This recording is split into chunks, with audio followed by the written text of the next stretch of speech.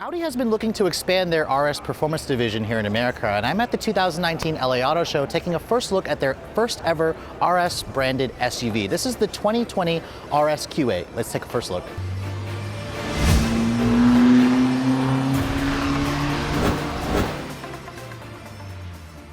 So as Audi's first ever RS branded SUV, you're probably wondering what's going on underneath the hood. Well, this is where you're going to find the same motor that powers the RS6 Avant and the RS7. It's the company's patented 4-liter bi-turbo twin turbocharged V8 paired with their 48-volt mild hybrid system to supposedly improve the fuel economy.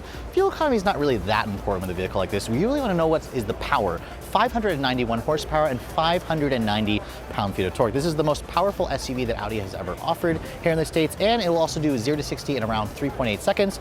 With the performance package and the carbon ceramic brakes, Audi says you'll reach a top speed of around 189 miles an hour. Quattro all-wheel drive is standard. It's paired with their 8-speed ZF-based torque converter automatic.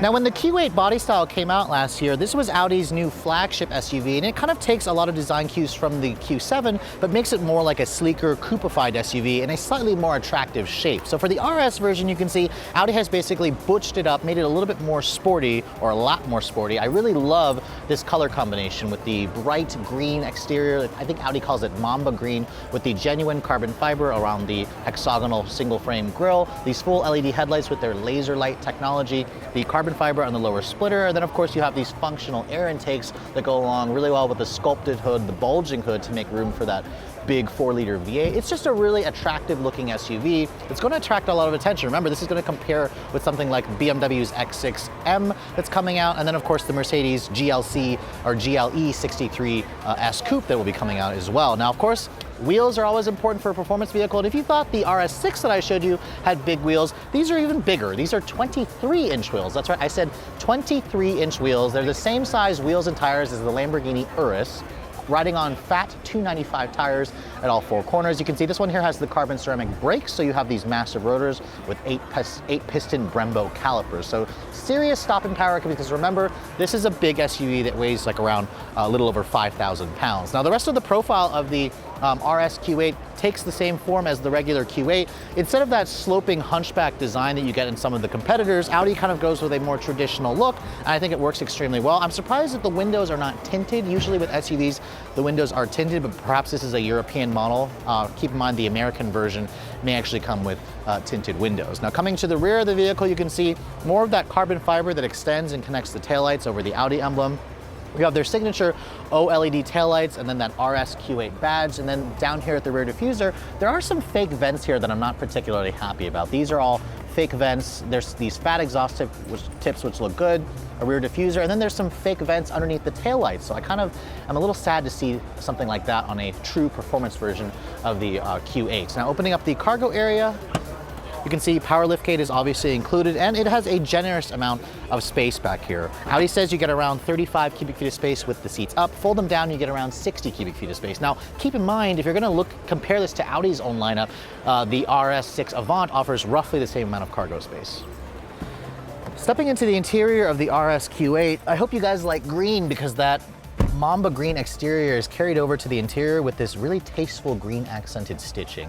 It looks fantastic, but I will say that Audi's interiors are all starting to look a little bit similar, but I could also say the same about BMW and Mercedes. You have the latest version of their MMI touch response infotainment system with a 10-inch display here, an 8.6-inch display here, their 12-inch virtual cockpit. So there's just basically a cascade of screens going on over here. The piano black plastic trim does try its best to resist these fingerprints, but as you can see, this one here being an auto show floor model is just caked on with fingerprints. There is some nice genuine stitching here on the dash with more of that green stitching, some genuine carbon fiber. The seats also are very supportive and they do hug you, because remember, the RS model is going to have something like that. Now, in terms of features, you'll have wireless Apple CarPlay, you'll have Android Auto, you'll have Audi's full driver assistance tech, which is available, and I also believe that massaging seats with heated and cooled functions are also available, but I'll have to wait, reserve judgment, until Audi actually makes this thing available for purchase later next year. Now, let's hop into the back seats, because I do want to see how the space compares back there. So for a coupe-like SUV, the Q8 actually has a lot of space back here, and you can thank the fact that Audi didn't go with that sloping hunchback design. So getting back here,